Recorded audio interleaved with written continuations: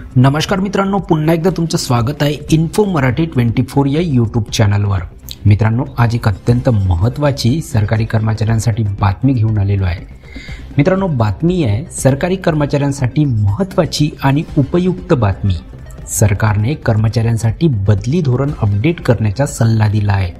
जाणून घ्या latest update.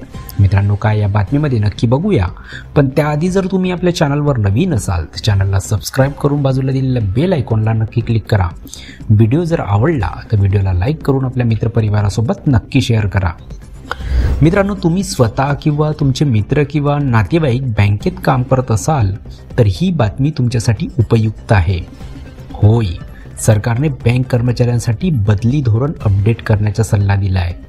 वित्त मंत्रालयाने सार्वजनिक क्षेत्रातील बँकांना जसे की SBI, PNB, bank of Baroda इत्यादींना हस्तांतरण धोरणामध्ये अनेक उपाय समाविष्ट करण्याचा सल्ला दिला आहे।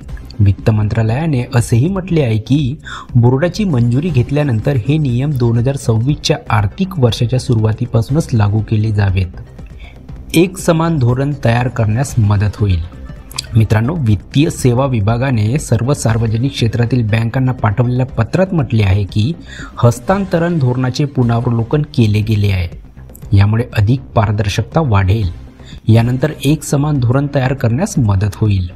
सुचविलेल्या काही बदलांमध्ये बँकांना हस्तांतरण प्रक्रिया स्वयंचलित करण्याची परवानगी देणे आणि त्यांच्या कर्मचाऱ्यांना स्थान प्राधान्य पर्याय उपलब्ध करून देण्यासाठी ऑनलाईन प्रक्रिया तयार करणे समाविष्ट आहे।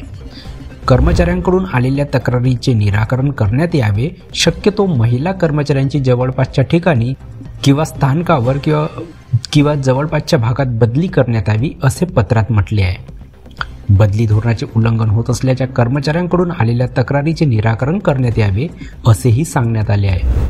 अर्थ मंत्रालयाच्या सल्ल्यामध्ये असे म्हटले आहे की PSBला बदललेल्या धोरणाची प्रत शक्य तितक्या लवकर विभागाकडे पाठवण्याचा सल्ला दिला जातो। मित्रांनो, कोणते ह्यामध्ये बदल होऊ शकतात नेमके ते बघूया। बँका आता त्यांची हस्तांतरण धोरणे अधिक पारदर्शक करण्याचा प्रयत्न करत आहेत। याद्वारे कर्मचाऱ्यांना त्यांची बदली का आणि कशी झाली हे कळू शकेल। याशिवाय अनेक बँका ऑटोमेशन मोडमध्ये हस्तांतरण प्रक्रिया करत आहेत। बँका कर्मचाऱ्यांना ट्रान्सफर पॉलिसीच्या जागेबाबत त्यांची निवड देण्याचा पर्यायही देतात। बँकामध्ये काम करणाऱ्या महिला कर्मचारी जवळच्या स्थानकावर बदली करण्याचा प्रयत्न करतात।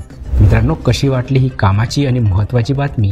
जर बातमी कामाची आणि महत्त्वाची वाटली असेल तर आपल्या मित्रपरिवारासोबत नक्की शेअर करा। तुम्ही जर आपल्या चॅनलवर नवीन असाल तर चॅनलला सबस्क्राइब करून बाजूला दिलेल्या बेल आयकॉनला नक्की क्लिक करा। व्हिडिओ बघितल्याबद्दल खूप खूप धन्यवाद।